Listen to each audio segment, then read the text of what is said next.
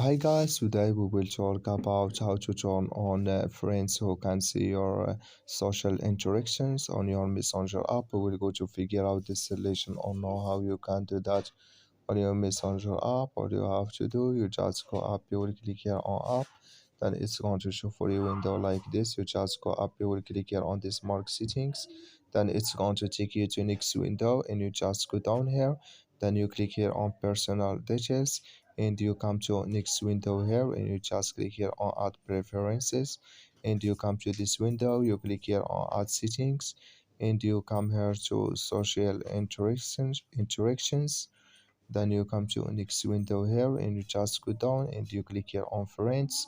So now you turn on friends only who can see your social interactions on your Messenger app. Thank you for your watching.